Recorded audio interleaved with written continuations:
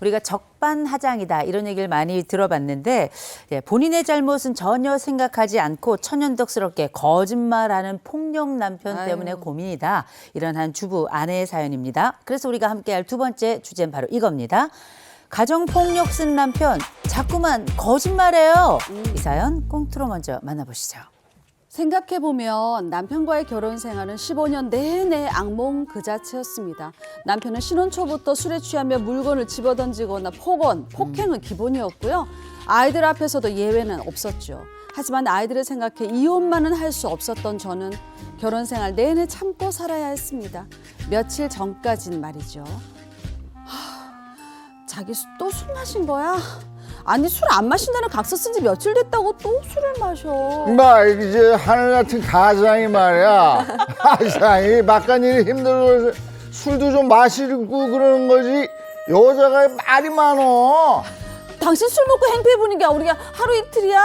나랑 약속했잖아. 이제 술 안 마시기로. 아 시끄러 됐고 나가 술이나 좀 더 사와.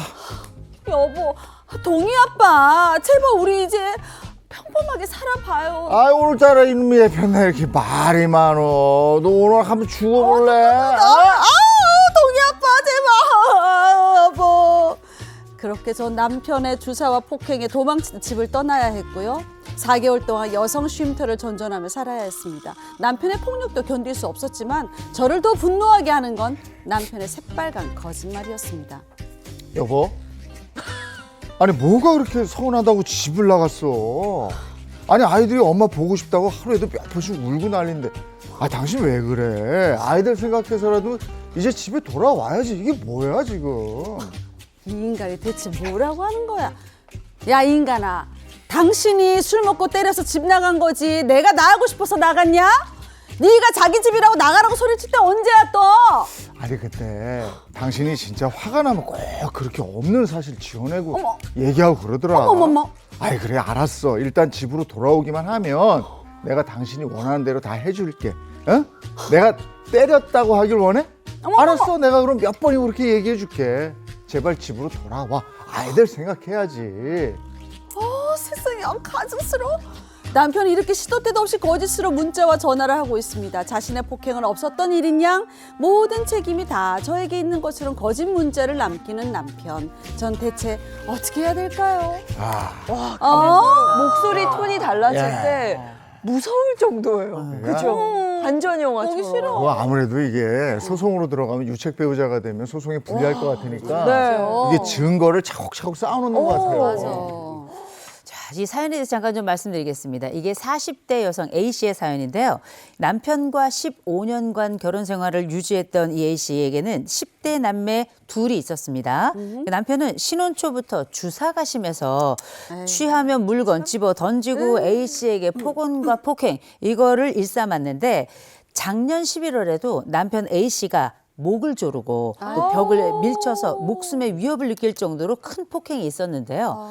두려운 마음에 A씨는 집을 도망치듯 뛰쳐나왔고 그때부터 4개월간 여성 쉼터를 전전하며 살아왔어요. 그런데 문제는 이 남편이 가출을 한 뒤부터 자꾸만 거짓으로 문자를 보내기 시작한 겁니다. 어떤 식으로 거짓 문자를 계속 보냈다는 거예요? 예를 들면 이런 거였습니다. 뭐가 그렇게 서운했냐. 아이들 생각해서라도 그만 집으로 돌아와라. 그럼 그동안 있었던 일을 내가 다 용서해 주겠다. 아우, 웬일이야. 마치 폭행은 없었고 아내가 잘못했다는 것처럼 그렇게 몰아가기 일쑤였는데 이 A씨 역시 당신이 때려서 내가 집을 나간 거지 내가 내 발로 나가고 싶어서 나간 게 아니다. 이렇게 답장을 하니까 남편은 또 이렇게 보냅니다. 당신은 화가 나면 꼭 그렇게 거짓말을 하더라. 반대로? 집으로 돌아오기만 하면 당신이 원하는 대로 해주겠다. 때렸다고 하길 원하면 몇 번이고 내가 그렇게 말해줄 수 있다. 어머머머. 이런 식으로 뻔뻔하게 거짓말을 하더라는 겁니다. A씨는 자신이 이혼 소송할 때를 대비해서 유책 배우자로 자신을 몰아가는 게 아닌가 의심이 된다라고 하는 무섭다. 술 먹고 때렸다. 술 먹으면 이 사람이 이상해진다. 이게 술 핑계를 대는 경우들이 굉장히 많아요. 네. 이런 경우 상담 사례도 많죠. 어마어마하죠. 일단 유책 배우자로 먼저 문제가 생길 것 같으면 어느 쪽에서 먼저 거짓말을 하는지 알 수 없을 정도로 정말 거짓말 공방이 이어지는데요. 네. 제가 작년에 너무 놀라운 사례가 있었어요. 이 아내가 맞다 못해 정말 온몸 골절이 있었다 싶을 정도로. 그런데 문제는 이 아내가 매를 맞았으면 병원을 가야 되잖아요. 그쵸. 근데 일단 도망을 나와서 나중에 돌다 도저히 너무 아파서 안 되겠으니까 병원을 간 겁니다. 갔더니만 쇄골골절 뭐 그다음에 아유. 그 갈비뼈. 발가락 뼈 골절 아. 뭐 갈비뼈 골절해서 어마어마하게 여러 군데가 골절이 발생했었는데 근데 이거를 남편 폭력이라고 얘기하기엔 벌써 두세 달이 지나서 멍자국도 다 빠진 상태였고요. 그러니 이걸 증명할 길이 없었던 상태였는데 아무튼 병원을 갔고 결국 내가 가정폭력 때문에 이렇게 골절이 발생했다라고 일단 진단서는 끊었는데 병원에서는 이게 가정폭력 때문이라고 그렇게 진단을 내진 않았던 겁니다. 남편에게 내가 당신이 나에게 폭력을 행사해서 이렇게 내가 이혼을 하고자 한다 그랬더니 남편이 뭐라 그랬냐면 그때 당신이 그렇게 혼자 자해를 해놓고 나가서 우리 애들이 얼마나 놀라는 줄 아느냐. 이런 방식으로 계속 문자가 서로 오가면서 나중에 이게 법원에 가서 법적 공방이 일어났는데 이게 지금도 이혼 소송 중입니다. 어허. 이 아내는 억울하다 말하고 남편 역시 억울하다 말하니까 이 상황이 굉장히 복잡해진 상황인데 이런 일들은 막상 상담 현장에서는 굉장히 비일비재합니다. 네. 이 사연도 비슷하잖아요. 지금 남편이 계속해서 거짓말로 문자를 보내고 이렇게 봤을 때 뭔가 증거를 만드는 그러니까. 뭐 이런 생각까지 드는데 만약에 이러다가 정말 아내가 유책 배우자로 되는 건 아니겠죠? 저는 처음에 이 사연 보면서 아니 이 남자가 무슨 뭐 해리성 막 그런 거 있잖아요. 정신적 망상장애 이런 사람인가 했더니 아닌 것 같아. 이거 완전 막 법꾸라지 막 변호사가 아닌가 혹시. 막 진짜 어떻게 보면 이런 막 증거들을 조작을 해가지고 자기한테 유리하게끔 하려는 그런 거 아니었나 막 이런 생각도 들었거든요. 일단은 그 교수님 말씀하셨던 것처럼 진짜로 실제 사례에서 아니 폭행을 당했는데 그걸 입증할 자료가 없어가지고 진짜 안타까운 경우가 굉장히 많거든요. 저한테도 오셔가지고 뭐 남편이 뭐 때리고 어쩌고저쩌고 했는데 그래서 그게 남은 게 있습니까? 남은 게 하나도 없어요.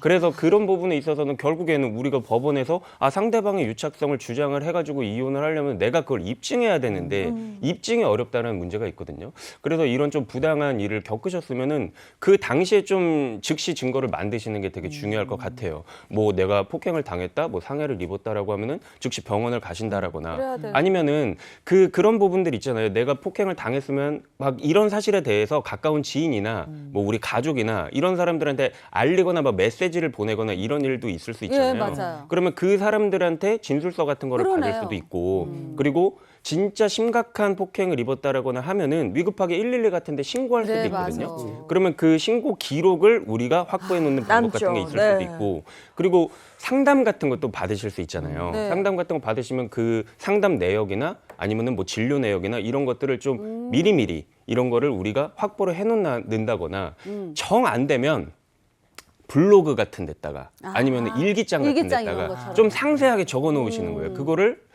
굉장히 긴 시간 동안 예를 들면 종이에다 적었다. 혹은 블로그에 적었다라고 하면 긴 시간 동안이면 오래전에 적었던 거는 막 종이가 누래져 있다라거나 막 블로그에 적었던 그 시간이 엄청 오래됐다라거나 그러면 되게 신빙성이 높아질 수가 있거든요. 그러니까 여러모로 좀 내가 이런 부당한 일을 당했다고 치면 좀 이런 것들을 내가 소송해서 좀 증거로 활용할 수 있도록 우리가 좀 잊지 않고 확보해 놓으시는 게 중요할 것 같습니다. 아까 말했던 것처럼 남편이 폭행한 사실을 들키지 않으려고 숨기려고 일부러 병원에 못 가게 한 거 그런 객관적인 증거가 없다. 그럼 이거 어떻게 해야 되냐고요. 사실 가사 소송에서 객관적인 증거를 제출한다? 산정하기 어려워요. 이 집안에서 일어나는 일이잖아요. 우리가 왜 흔히 현관문 닫히면 아무것도 모른다. 그럼. 그 집안의 일을 모른다 이렇게 얘기를 맞아요. 하는데 앞서 얘기되었던 그런 사례들도 있지만 이런 경우 한번 생각해 보세요. 남편이 생활비를 줘야 되는 그런 입장인데 콩나물 하나 살 때마다 이게 정말 필요하냐, 다 먹은 거 맞냐 이렇게 생활비로 압박을 하고 있는 거예요.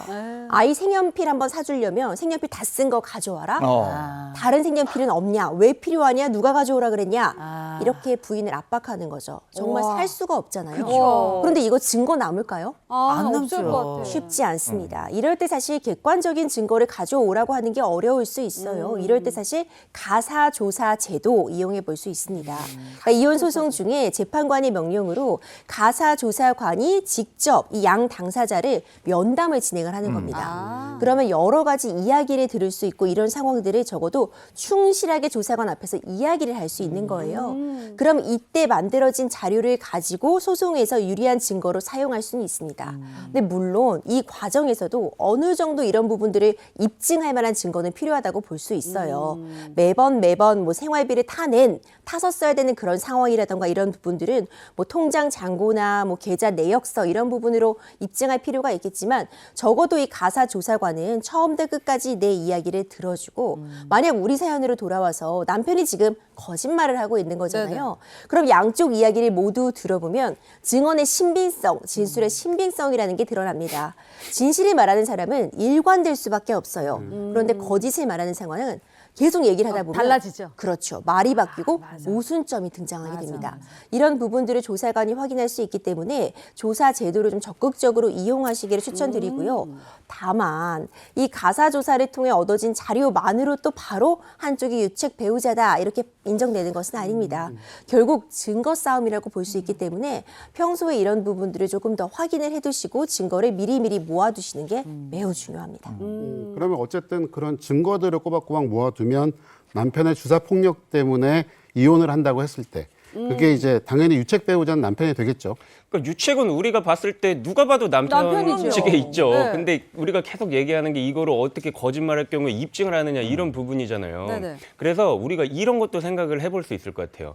꼭 가정법원에서 어떤 뭐 이혼 소송을 하면서 우리가 입증을 해야 된다 이런 거에 좀 한정되지 말고 이 사람이 평소 때 하는 그 폭력적인 행위들 있잖아요. 네. 이런 걸 좀 형사적으로 풀어갈 방법도 생각해 볼 수 있을 거거든요. 왜냐면은 때렸어요. 폭행이에요. 그럼 이거 뭐예요? 폭행죄잖아요. 그렇죠. 그리고 이게 가정 내에서 일어나고 있는 폭행이란 말이에요. 그럼 이거는 가정폭력이에요.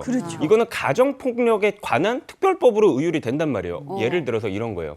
내가 가정 내에서 폭행을 당했다, 폭력을 당했다라고 하면은 이건 뭐 경찰 측에 임시조치 같은 거를 요구를 할 수가 있어요. 그 임시조치를 요구하면은 뭐 격리가 될 수도 있고, 그렇죠. 그리고 뭐 우리가 여러 가지 조치들이 있는데 격리가 될 수도 있고 접근 금지 명령 같은 것도 맞아요. 나올 수가 있고 그리고 전기통신 금지라고 해가지고 이 사람한테 막 문자 메시지나 이런 거 보내지 말아라 아하. 이런 어떤 명령이 나올 수도 있고 아하. 그리고 막 알코올 막 의존증이 심각하다라고 하면은 치료 시설에 보낼 수도 있고 이런 어떤 형사적인 절차들이 있거든요. 그 이런 것들을 우리가 마련을 해놨어요. 그래서 임시조치를 받은 이력이 있단 말입니다. 그럼 그런 것들을 내가 이 상대방의 유책성을 주장할 때 가정법원에 제출을 할 수가 있다라는 거예요. 그래서 형사처벌과는 별개로 그 처벌을 받게 할 거는 받게 하되 형사처벌 어떤 그런 결과들을 처분의 결과들을 우리가 이혼 소송에서 활용을 해보는 것도 그렇지. 증거를 효과적으로 활용할 수 있는 좋은 방법이라고 생각합니다. 내가 폭력에 노출됐을 때 가정 폭력도 그렇고 학원 폭력도 그렇고 직장 내 네. 괴롭힘도 네. 그렇고 그때 내가 참지 하고 몇 번 그러면요 만만해 보인다고. 그러면 계속 그래요. 근데 처음에 당했을 때 바로 덤벼 들어야 그 다음에 그런 짓들을 안 합니다.